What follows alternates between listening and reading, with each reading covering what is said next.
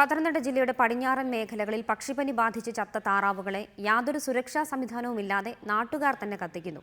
ഇതിനായി നിയോഗിക്കപ്പെട്ട ഉദ്യോഗസ്ഥർ പിന്തിരിഞ്ഞു നിൽക്കുന്നതിനാലാണ് യാതൊരു പ്രതിരോധ മരുന്നുകളും കഴിക്കാതെ നാട്ടുകാർക്ക് രോഗം ബാധിച്ച പക്ഷികളെ കത്തിക്കേണ്ടി വരുന്നത്. Reporter exclusive.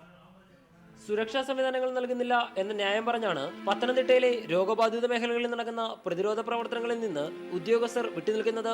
ഇതോടെയാണ് തിരുവല്ല താലൂക്കിൽ രോഗബാധ സ്ഥിരീകരിച്ച പെരിങ്ങര, വേങ്ങൽ എന്നിവിടങ്ങളിൽ ഉദ്യോഗസ്ഥരുടെ സാന്നിധ്യത്തിൽ രോഗം ബാധിച്ച് എത്ത താറാവുകളെ നാട്ടുകാർ തന്നെ കത്തിച്ചത്.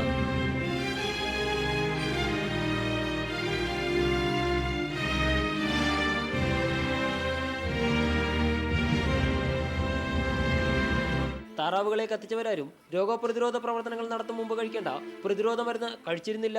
ആലപ്പുഴ അടക്കമുള്ള ജില്ലകളിൽ നൽകിയതുപോലെ മതിയായ പരിശീലനവും സുരക്ഷാ വസ്ത്രങ്ങളും നൽകിയാലേ രോഗബാധിത മേഖലകളിൽ പക്ഷികളെ കത്തിക്കാൻ ഇറങ്ങൂ എന്ന നിലപാടിലാണ് മൃഗസംരക്ഷണ വകുപ്പിലെ അടക്കം ഉദ്യോഗസ്ഥർ.